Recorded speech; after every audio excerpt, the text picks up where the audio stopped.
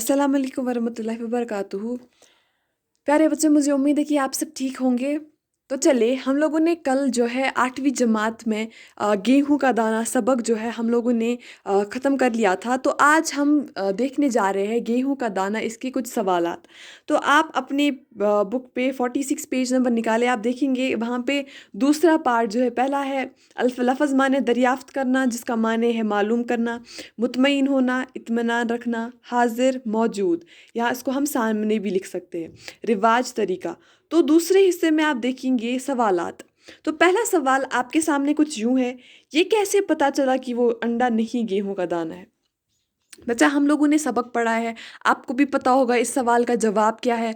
तो चले, हमने देखा, मैंने आपको सबक में बोला था कि जब गेहूं का दाना जो है ये बादशाह के पास लिया गया, तो उसने दरबारियों को बुलाया वहाँ पे। तो जब दरबारियों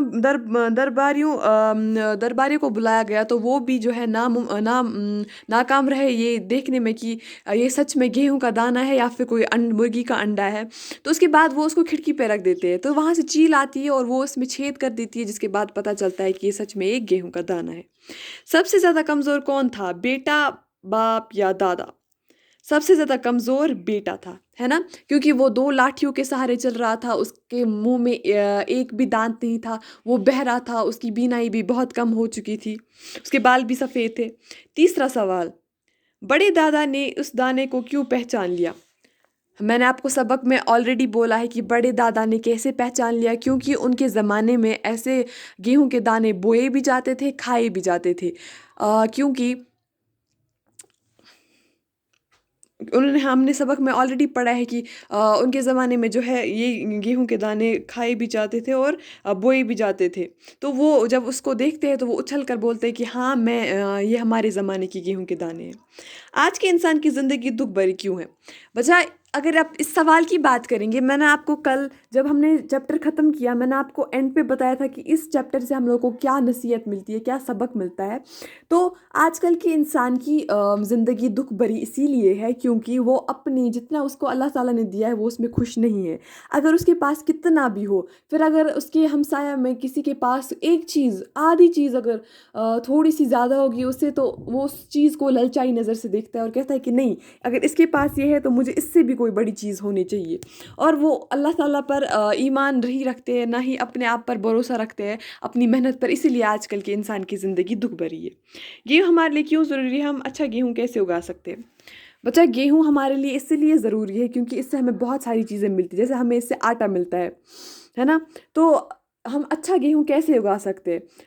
अच्छा गेहूँ हम तब उगा सकते हैं जब हम अच्छे खाद या फिर अच्छे जो फर्टिलाइज़र्स या बाकी बाकी चीज़ें उनका इस्तेमाल करके हमें अच्छा गेहूँ मिल सकता है। अब तीसरी चीज़ देखिए, खाली जगहों को पूरी कीजिए। गौर से देखा तो मालूम हुआ कि वो अंडा नहीं, डैश का दाना था। चलिए बच्चा, आप सोचिए क्या हो सकता है? आप सही सोच रहे हैं, इसका जवाब है गेहूं। ऐसा गेहूं का डैश इससे पहले किसी ने नहीं देखा। ऐसा गेहूं का दाना अपने पड़ोसी के माल की तरफ ललचाई हुई डैश से न देखना चाहिए, ललचाई हुई नज़र से न देखना चाहिए। उस वक़्त हर इंसान अपनी डैश पर भरोसा करता था, अपनी कमाई पर भरोसा करता था। इसलिए उसका गेहूँ इतना बड़ा होता था कि देखने में अंडे की डैश लगता था, अंडे की मानंद लगता था। पढ़े और याद कीजिए, अक्लमंद, ज़रूरतमंद, गैरतमंद, दीनदार, शानदार, दियानतदार, सेहतमंद, दर्दमंद, गुनहगार, मालदार, हयादार, ईमानदार। तो बच्चा, इसके लास्ट पे क्वेश्चन हमारे पास है, इस कहानी को पढ़कर आपको क्या सबक मिला? तो ये आप खुद करेंगे, आपके लिए होम असाइनमेंट है।